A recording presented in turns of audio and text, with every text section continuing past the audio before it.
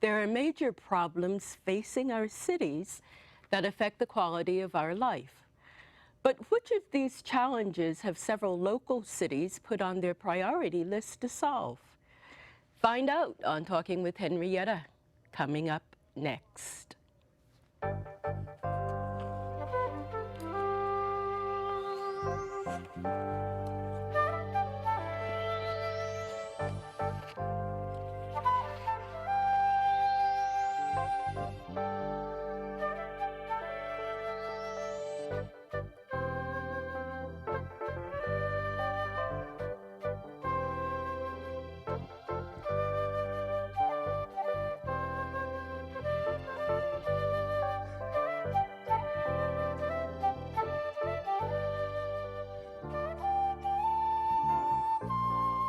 Hi, I'm Henrietta.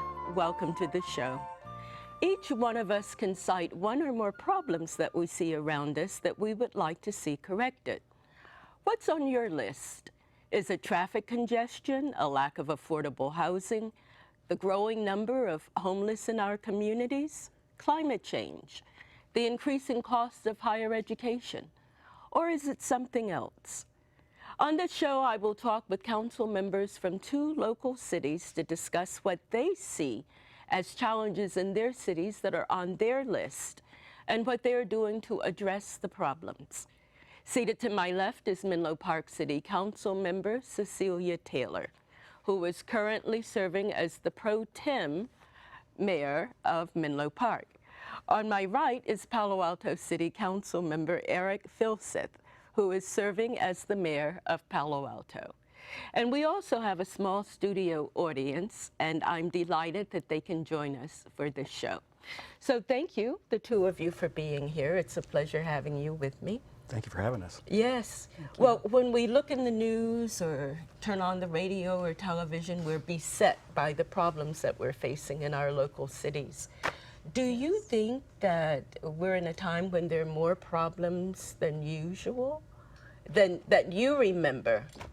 I don't know. I think we have different ones but overall, people live longer. People make more money on average than they used to. We have different problems. I don't know if we have worse ones now. Worse ones or more? I think we have different ones. I don't know that we have more than we used to, because we used to have problems too. What do you think? Well, I believe that the problems are that social media brings it to us more, and so we get the information more frequently about what's happening in the world.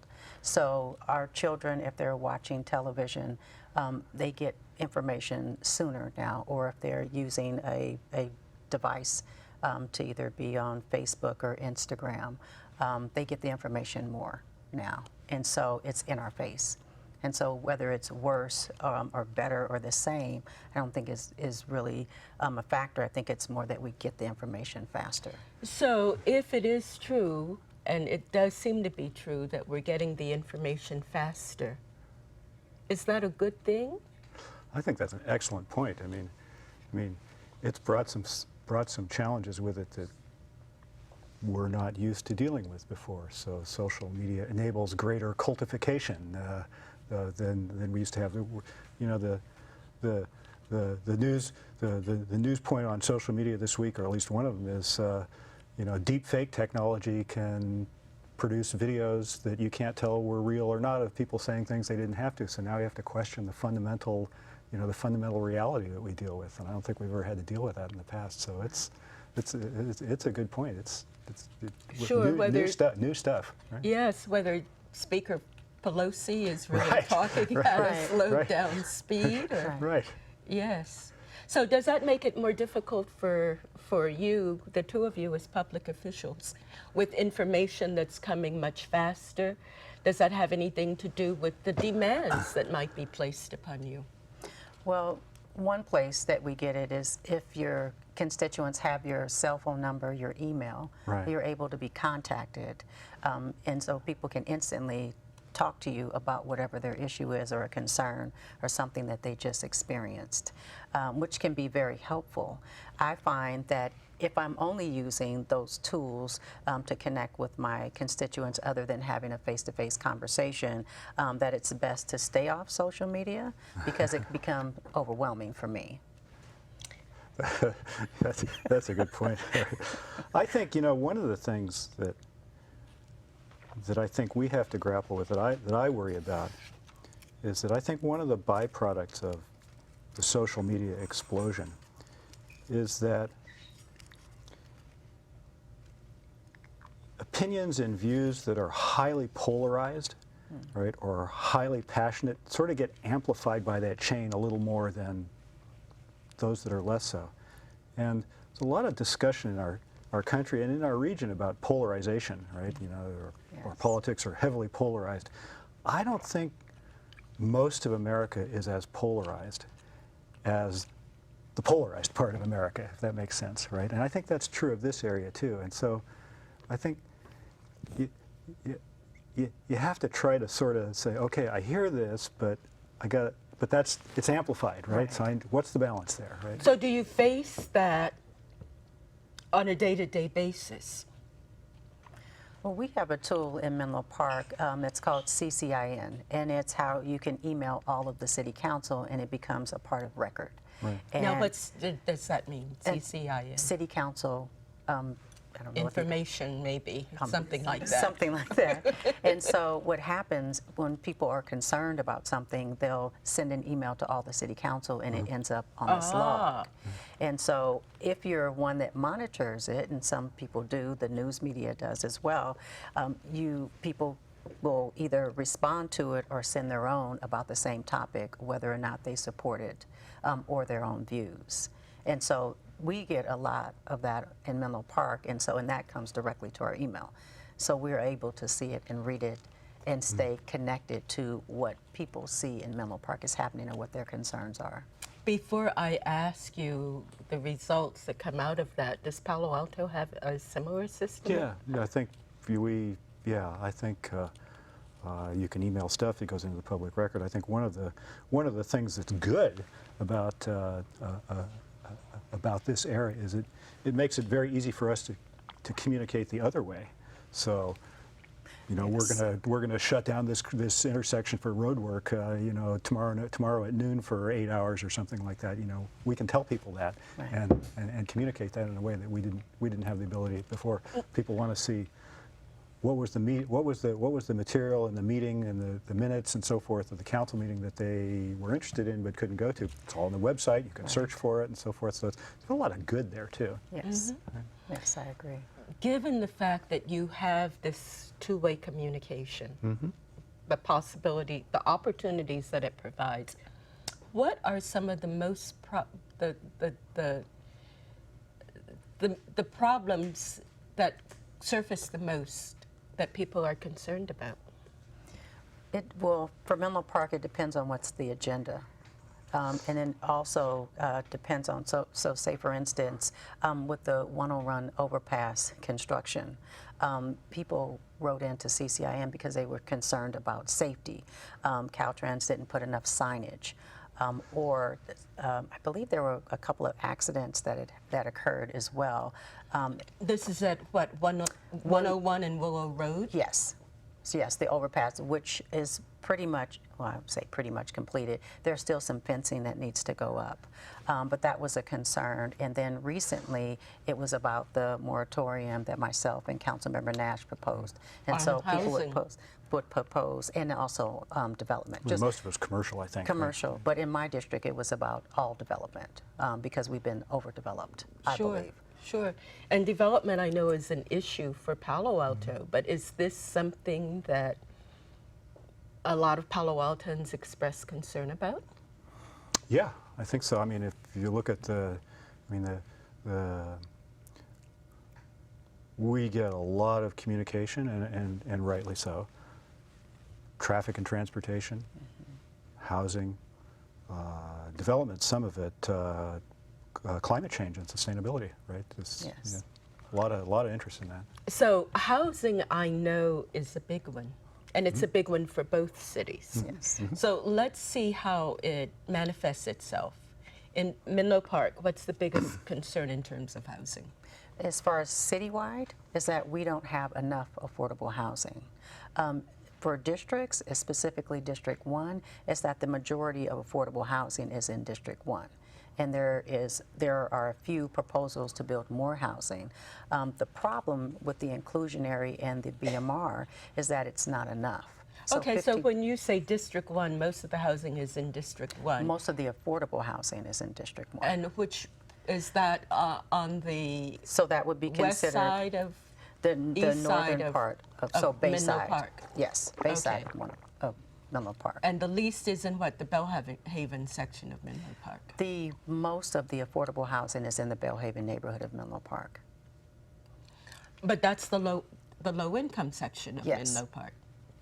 So that's a good thing, is it? That most of the It's a good thing. However, it needs to be spread throughout the city. One of the challenges that we have in Bellhaven is that, one, we're a part of the Ravenswood School District, and because of that, people do not generally send their their children to the schools. And so thinking of having affordable housing would make sense to spread it throughout the city, so that gives opportunity to go to other school districts. So if the residents of Bellhaven who would be assigned to the Ravenswood City School District don't Yes. want to send their children to that district, Yes. are they able to send their children to other schools The only outside of the district? The only way that they can is if they participate in the voluntary transfer program, and that's if they're chosen. The other option is to pay to go to a Charters. private school or get into a charter school. So is affordable housing an issue for Palo Alto? Oh, that's a huge issue, right? Affordability is, so in our city, 10% of our teachers live in town, 7% of our city staff live in town. If you're, if you write code for Facebook or Google, you can afford to live in Palo Alto, right? It's all Where the the other people. housing is like more than $2 million. Well, so I think a more relevant metric is not what a single-family home costs, but what a condominium or multi-unit costs, and particularly rentals. And so a two-bedroom condo in Palo Alto rents for between $3,500 and $4,000 a month. So if you make $200,000 a year, you can afford that. Okay, But- now hold on a second. but- How much is a condominium in Menlo Park? Well, I don't know in Menlo Park as a whole, but in District 1, the apartments rent between $3,000 and $6,000 a month. So it's almost comparable. It's almost comparable, Yes. yeah. And that's Well, the the low-income mid-peninsula. section of Menlo Park. Yes. Well, Well, if you want to live 2 blocks from Phil's Coffee on University Avenue, then you're probably going to pay $5,000 for a 2-bedroom apartment, right? Wow. But- so those in Palo Alto can, if you're working for Google or some of the high-tech companies, Right. that you could probably afford it, although a lot of tech workers too are kind of doubling up. Yeah, I think, well, you know, if you want to buy a condominium in Palo Alto somewhere, 2-bedroom condo probably costs $1.5 million, right? And so on 2 incomes of $150,000 each, 2 white-collar incomes of $150,000 each, that's about 5 times your gross income, which is kind of about the outer limits of what people can afford if they make a lot of trade-offs and so forth. So it's a challenge. I mean, but if you got a household income of, well, over $200,000 a year, which a quarter of the Silicon Valley does, right? You know, your options are different than if you're a starting teacher in the Palo Alto School District, and which pays $67,000 a year for an entry-level teacher, right? And that's more than other districts too. You have a vastly different set of choices in front of you. So we just now talked about some of the options that those in Palo Alto have, because many have a higher income.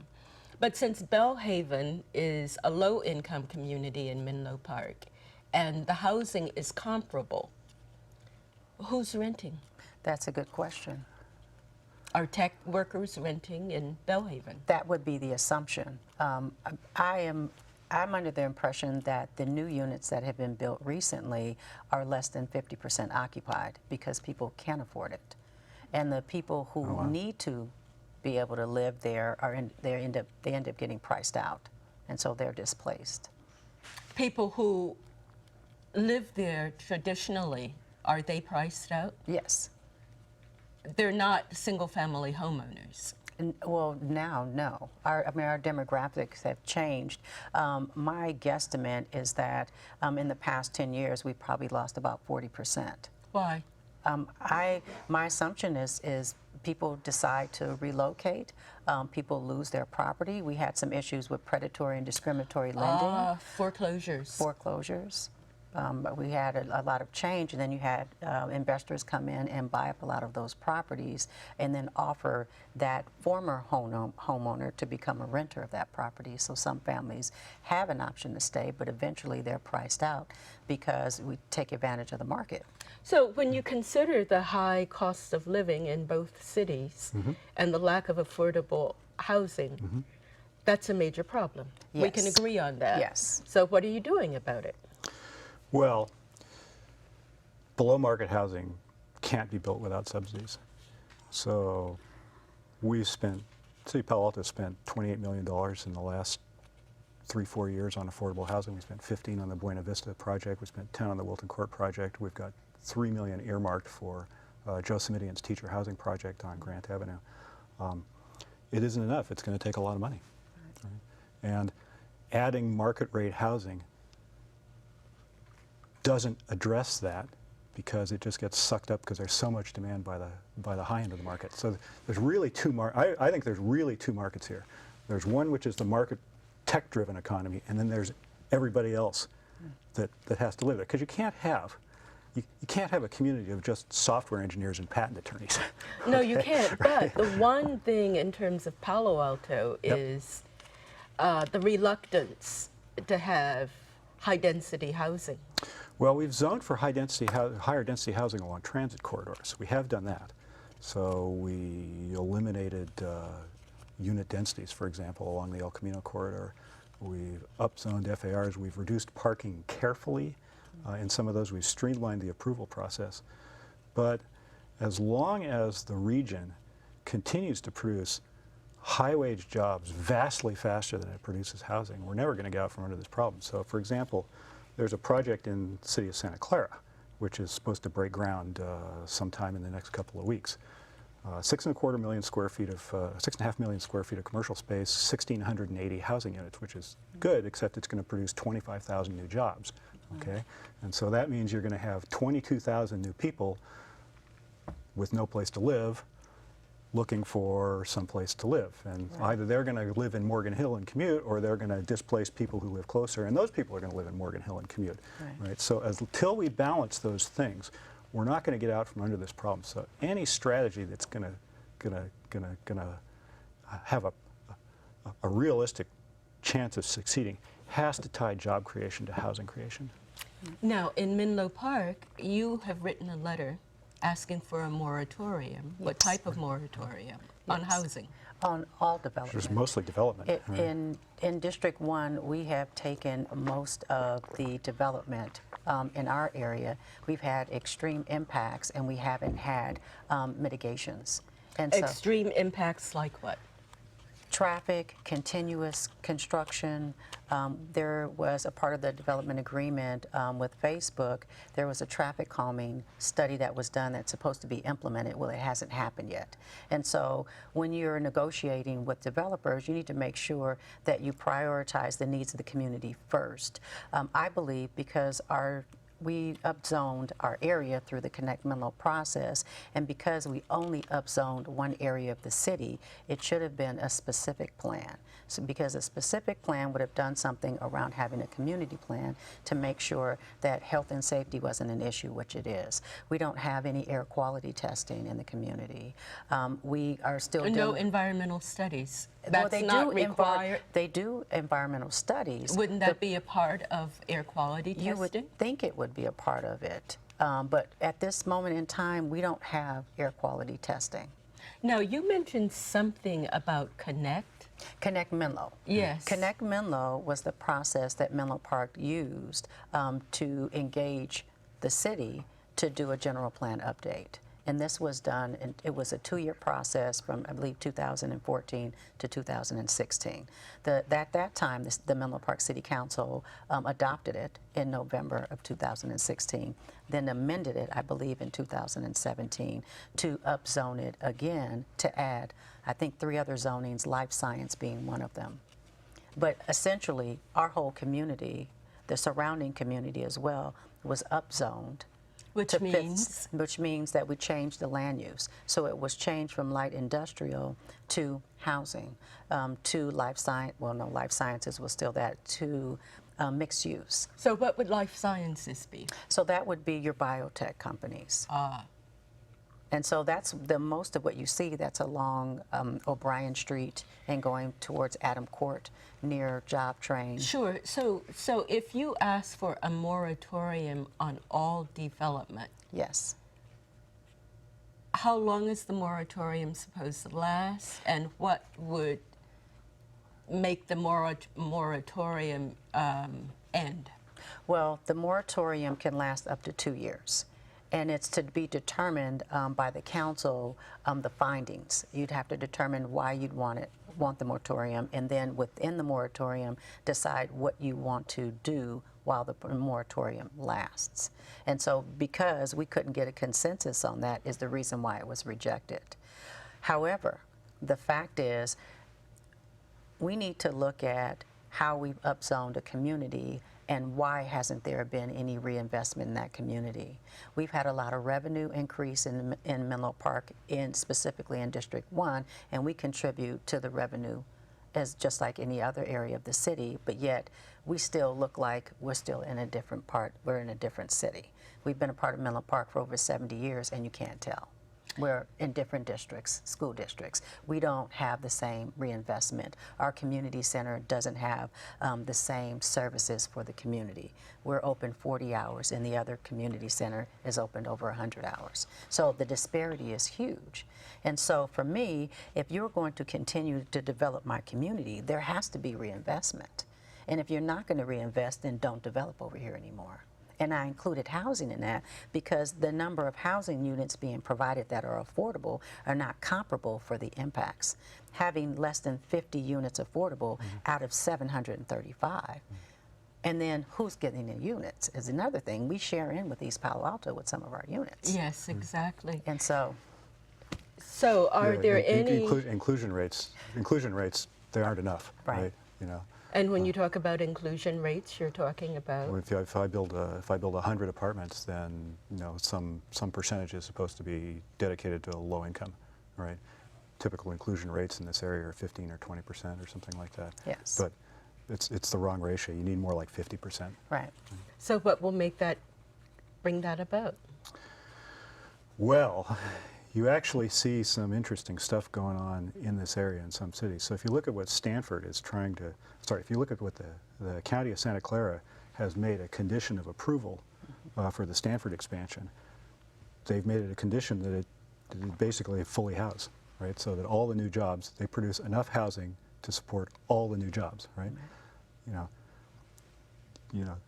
How can you do that? That's somewhat controversial. Well, you make it an approval condition. You say you need this much housing, or it's not going to go. So you're saying that to developers, that we're not going to allow your commercial development, exactly, unless you also build. Exactly.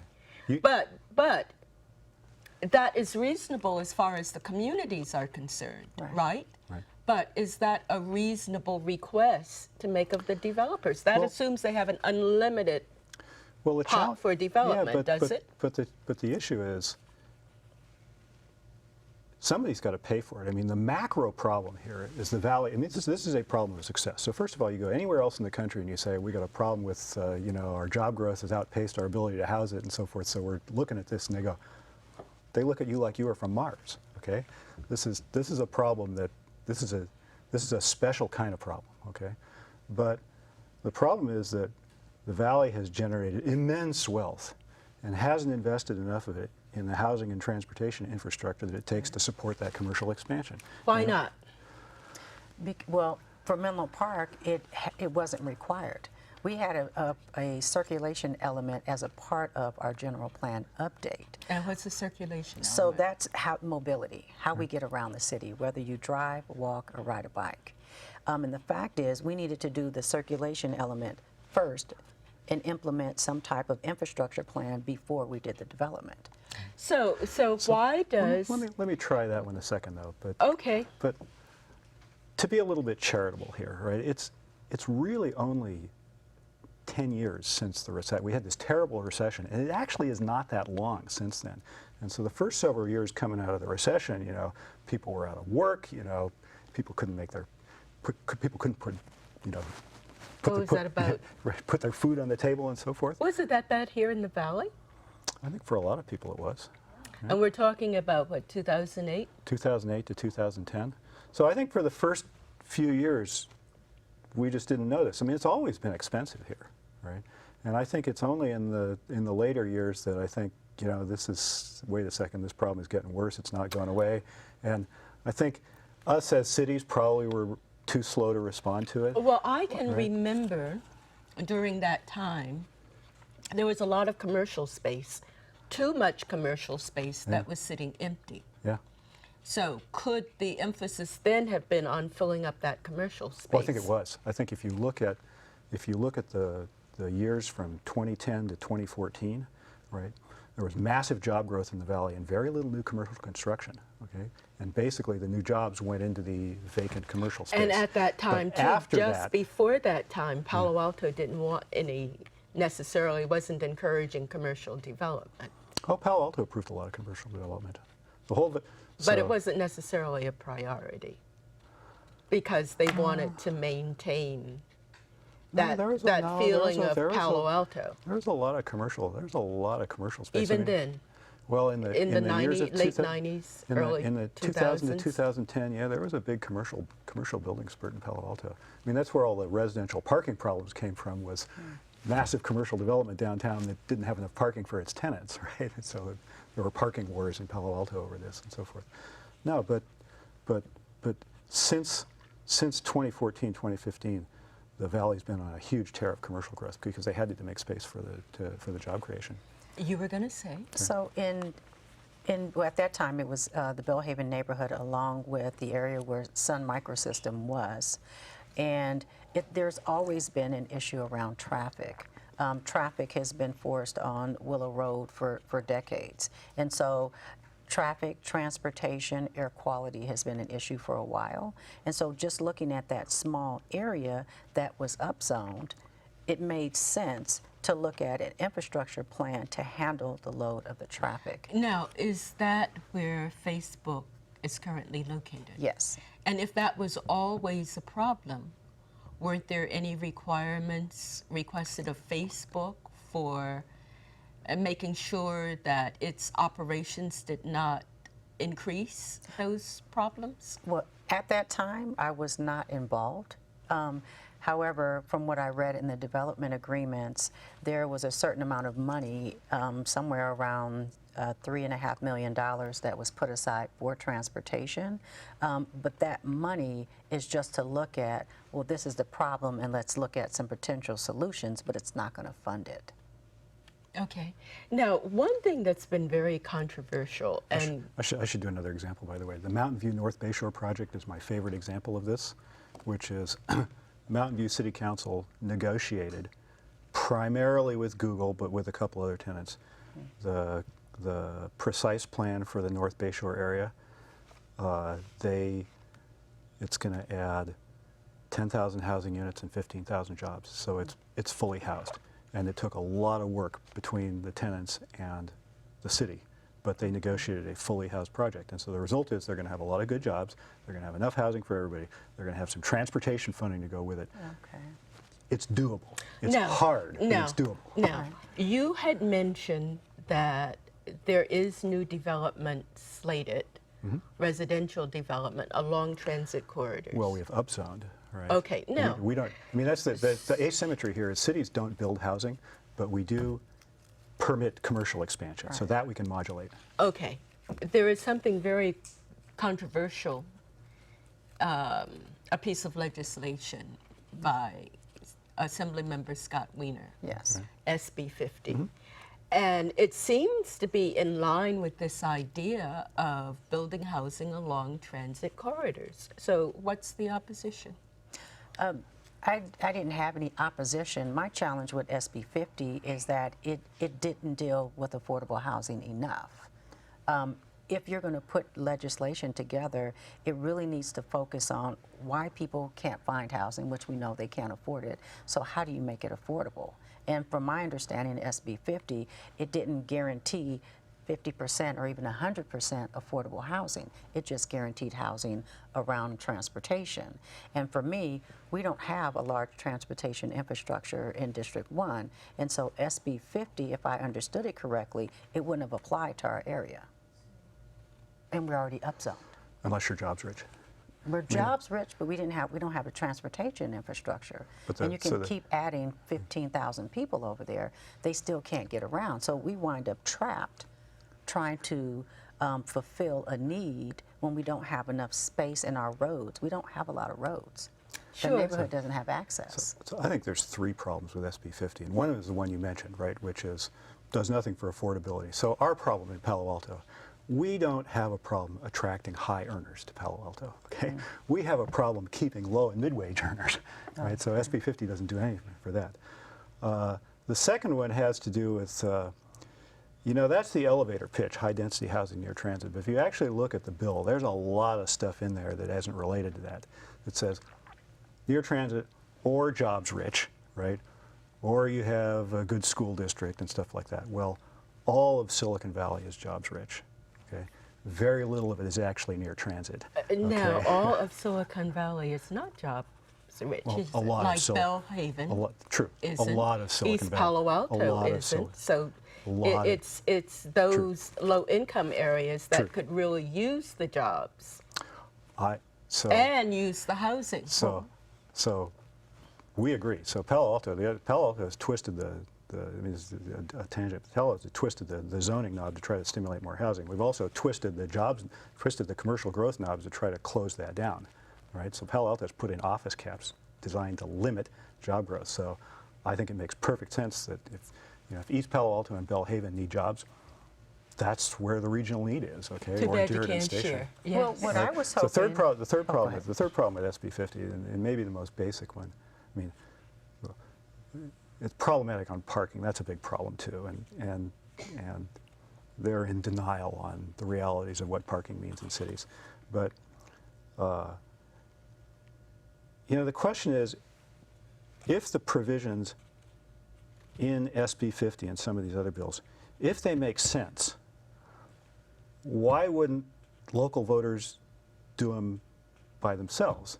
And there really aren't good answers to that question. Well, I would think they would make sense, but not every city would consider it in its best interest. That's right. You have to go down the path of, voters are, they want to keep things as they are. Yeah, right. I don't think that's entirely a We fair might be picture. able to get back to it, Cecilia. I'm sorry. Right. We all see the problem, right? Right. Well, what I was going to say earlier is that just looking at District 1 in Menlo Park and the number of jobs that we have there can be anywhere, the low could be around 25,000, the high could be 32,000.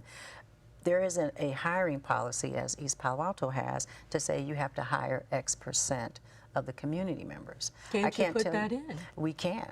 Okay. This is why I'm in office, to start doing progressive things, because we should be hired so we could walk. I think that makes a lot of sense. We have the power to condition commercial expansions, and there is a lot of money in commercial expansions. I mean, the Silicon Valley 150 has a market cap of over $4.5 trillion. I mean, that's a lot of coin. We have the power to have some more input, and we have Our audience. Yes, we have an audience sitting out there who've been listening that might have some questions or some comments. All quiet on which front? Want me to, is this thing on? Yes, it is. You can't even hear and yourself. you are. I am Court Skinner. I'm a Public Works and Transportation Commissioner in East Palo Alto. And I've lived here for 31 years now and been involved for at least the last 20, one way or another. One of the things that occurred to me as I started looking into this whole thing, and I'm fascinated with this dialogue that's going on, is that, you know, if I were the CEO of General Motors and had made as big a mistake as we appear to have made in the jobs housing balance, in predicting how many Ford trucks or Chevy trucks and Cadillacs I was going to sell, I'd probably get fired. And yet, there seems to be really no consequence. Well, the people who made those decisions aren't in office for the most part. They termed out. Yeah, Cecilia's the new CEO. Oh, I'm actually, I'm thinking more of the of not the elected city council members. I'm thinking of people like city managers who should have been warning of this. And my impression is that the competence of city management somehow doesn't measure up to the competence Well, of the city council management. has to approve the recommendations of the city need some managers, good don't they? Yeah. So it seems to be a shared responsibility, would you say? I would say. I think- I mean, my understanding is that the residents elect the city council hires the city manager, and the city manager manages the staff. But that isn't what a lot of cities see, Right. which is a challenge. I just thinking about Menlo Park and our organizational, our organization.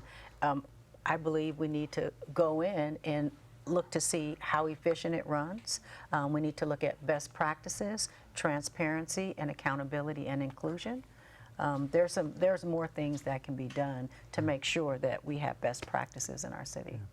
You know, this is a more complicated problem than I think most people realize. This is a very, very complicated problem with a lot of moving parts. Otherwise, we would have fixed it by now, right? I recommend, if you've read this or you haven't read this, a really good book on this topic is called Pictures of a Gone City by a UC Berkeley geographer named Richard Walker. Yes. And have you read that? I have the book. Yeah, And I've heard him speak. His analysis is spot on. You may or may not agree with his politics, but his research and analysis is bracing, right? And really helpful to understand this kind of stuff. So I would recommend it to anybody. So what major point does he make that you think is right on? He makes many of them, and it's a huge sweeping subject, but I'll pick out one, Okay. right, which is that you know, this is fundamentally a problem generated by demand, right, as opposed to a lack of supply, right? And so you're not going to be able to fix it. You're not going to be able to fix it unless you're not going to be able to fix it unless you work on both. It's a problem generated by demand and not, what was that again? It's Without, primarily generated by massive, unprecedented and massive increases in demand, as opposed to, you know, downzoning, for example, right? And that it's been brewing over many, many years. but there are also massive increases in demands for supply, which That's right. aren't realized. That's right.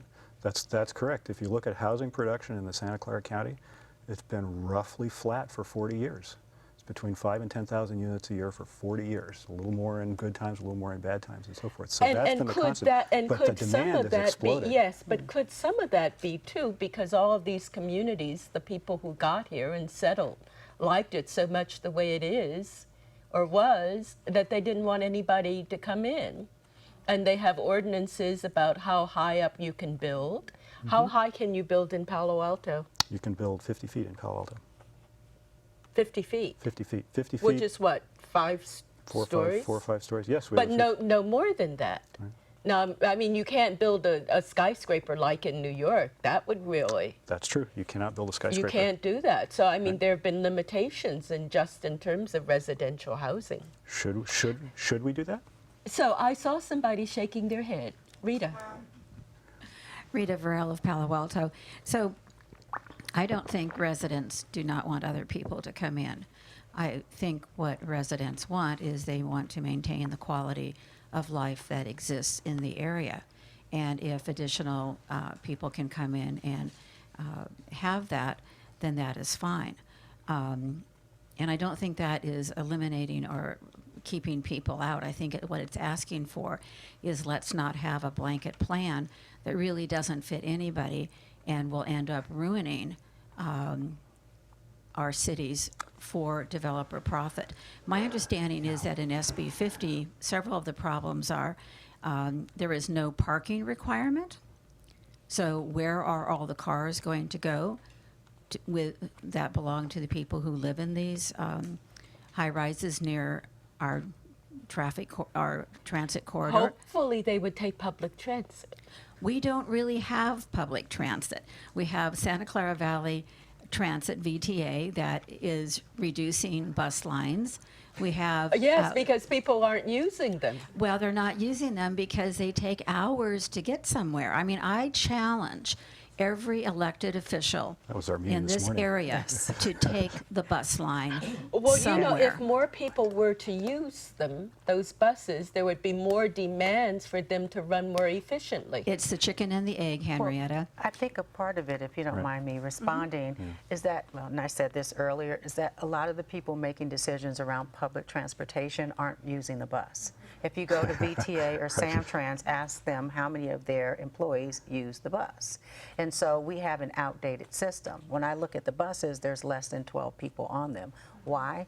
Because it takes an hour and a half to go 4 miles. So why would you ride it? You can Uber, Lyft, walk, ride your bike, or God forbid, drive your car. So we have to look at, we have to look at our officials, and there isn't an elected body on the on public transportation. It's more of who they hire to run it and get on the boards. I think there was someone there earlier that said they were on a board for Samtrans or for VTA. Kinetics, yeah. So, you know, it's disrupting the pattern of how we have normally operated. Well, Right, I but I thought don't- one of the things we saw this morning was really telling, which is Google runs 260 different their own bus lines. They all terminate in Mountain View and Sunnyvale at Google, so they go to 260 different places around the region, right? And if there were convenient public if everybody that worked at Google lived next to Caltrain, they wouldn't have to do that, right? The problem is that we don't have the transportation infrastructure to support that, and that's why they have 260 different bus lines. But those 200 and some buses, do you know how many people they're transporting who are not on the roads in their cars? Right. Yeah, And if the cities could absolutely, set up absolutely. some system, could set up systems of buses like that, wouldn't that really solve the transportation problem considerably? Buses or shuttles. Buses or Yes, shuttles, so yeah. why Either can't that one. be done? It can be done. So who can put that into? You have to pay for it. Yes, but at the same time, I'm sure people would be willing to pay to get out of their cars if it were a reasonable price. Now, BART is losing ridership because they're increasing their prices. Right. Well, didn't we pass a transportation measure, Measure W? We can use money from Measure W to build a robust citywide shuttle system. We have a comment. I'm Renee Wood. I'm from the Berkshires in Massachusetts. I grew up out here in California, and I visit every so often. And we were talking about this today, and part of the problem is the last mile or the last 2 miles, both getting to public transportation. We won't even talk about the bus because nobody in their right mind who has another choice is going to use a bus because of the time that was just discussed. But we were kind of talking about what would happen when a new development went in, if, or even the city, using city land, put in a 10 or 12 story underneath, so you have the land on top for a building, parking garage. And in addition, you started using some of the measures that are being looked at in Manhattan, have been implemented in London. So if you're going to drive in the city or drive in the town, you are going to pay. Congestion But if pricing, you were to park your car at no charge. And there was a series of buses that actually ran every 10 minutes or so and took you to the major places. That doesn't seem like that outrageous of an idea, because part of the problem is the congestion that's coming with all of the development. No parking requirements, and then no congestion. And it's not being looked at as a cumulative problem. So as Mayor Eric said, 10 years later, it's a huge problem, and the next person in the door shouldn't necessarily have to pay to solve it. The other thing, I think, in any bill like SB 50, we've tried this in Massachusetts, it's really important to look at what's in it for the developers. These bills are usually heavily weighted toward the developers, and it takes time to plow through the legislation, but it's important to find out who's benefiting. I, this time around, have been shocked to see people in RVs and trailers parked in a city where you cannot buy a home for under 1.5, 2 million. It's really almost like this is becoming a third world country for some of the people who actually provide the fundamental services. I mean, this town, everyone should be ashamed that there are people who are living in RVs. And actually, I believe in Menlo Park is going to have a plan by the end of this December or next March that they're going to make RV parking on streets illegal, if I read the Palo Alto paper today. So it's a huge problem. Excuse me, Mountain View. Thank you. I'm sorry. Thank you I for your apologize. input. So we'll let you respond. I think you had a response, perhaps to Rita's, one of her earlier comments. Which one?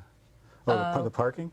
Yeah, if you don't... Oh, you know, you said it's not that you mind, residents mind having more people come in. You want to still maintain that quality of life. And so that almost puts up barriers for people to come in. It's like, how do you maintain that quality of life and still be open for a larger population? You have to do it through careful planning, thoughtful process. You don't do it by building houses on parkland.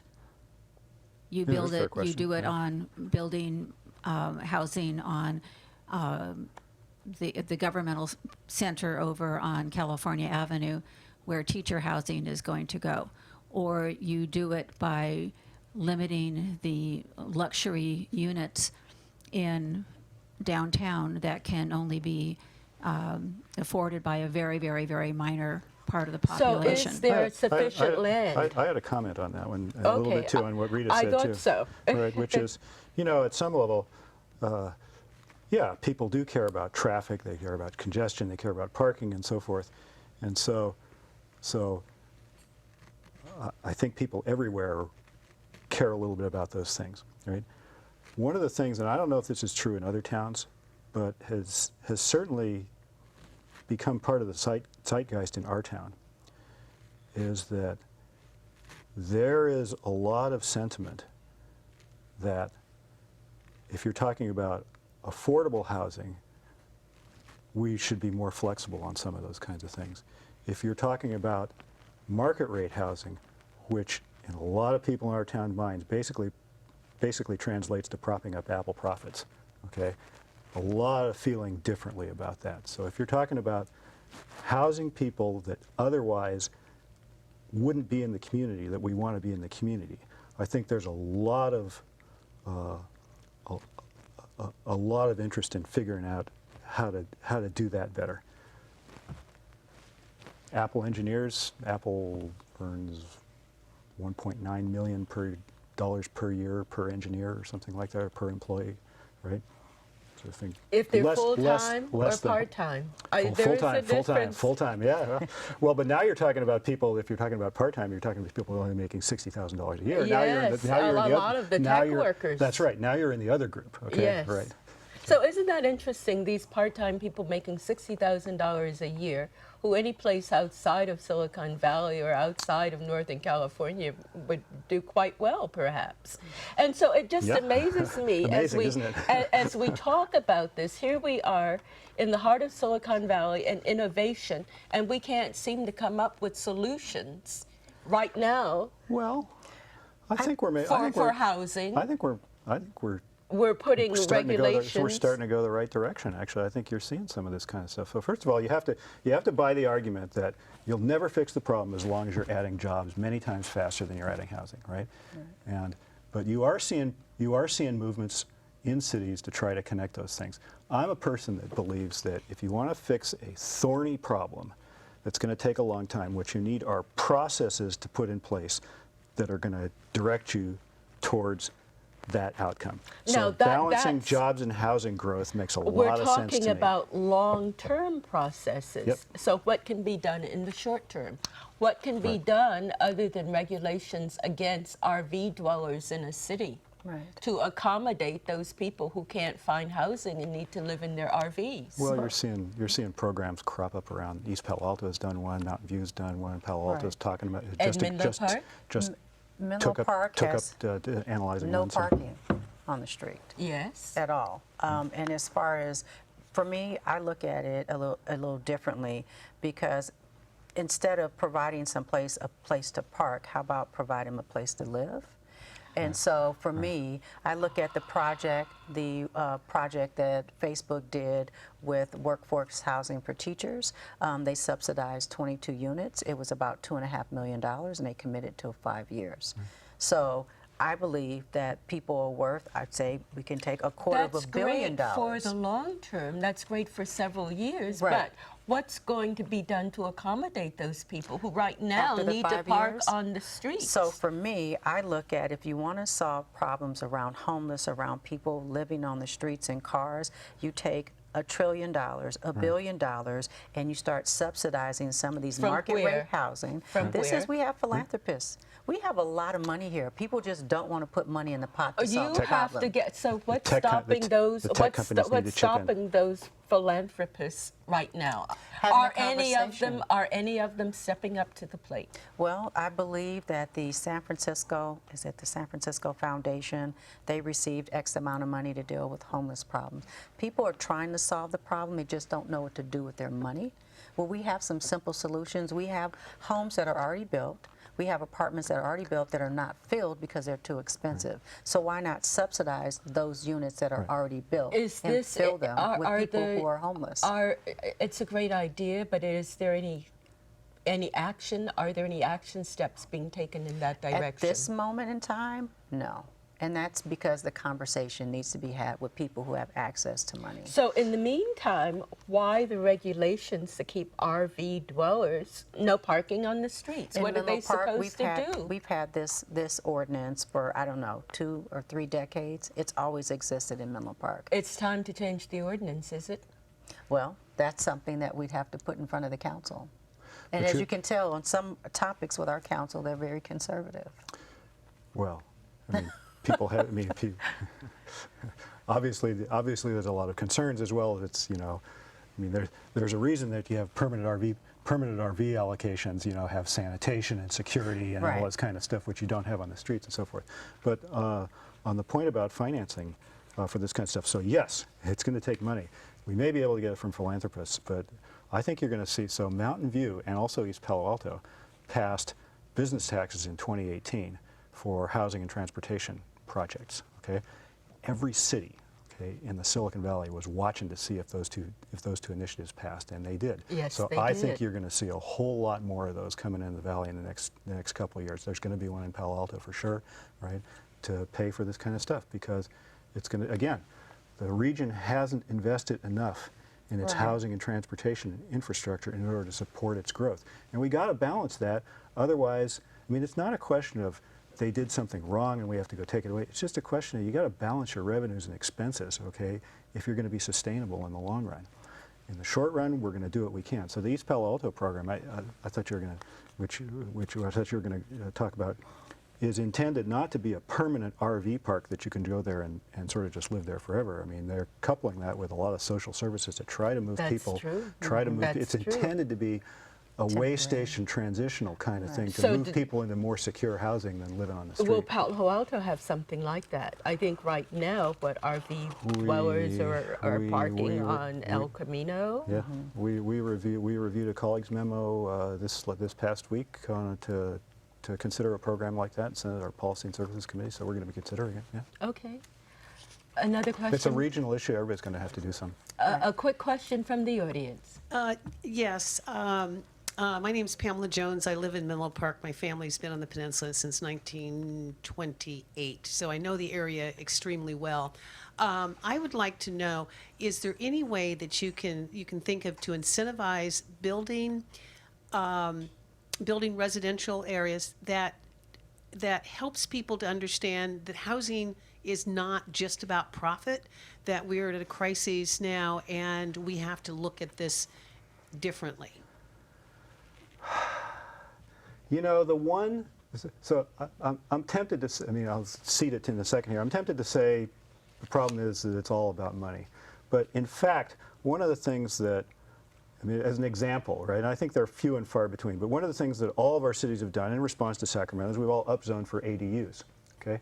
I actually like ADUs. Some of the ADUs will go at market rate to tech workers. So the ADU that's next to my house, rented by a nice kid that works for Google, it costs $3,500 a month or something like that. But some of them actually will go at below market rates to people's caregivers and their kids, and their grandparents and so forth. So I like ADUs because it's more intervention from the local community, right, managing, as opposed to, well, the owner of my next door neighbor's ADU, which is a lady in Los Altos that owns property all over the valley and doesn't care about anything but rent. Right? Sorry, I just sucked up all your time. Go ahead. A comment.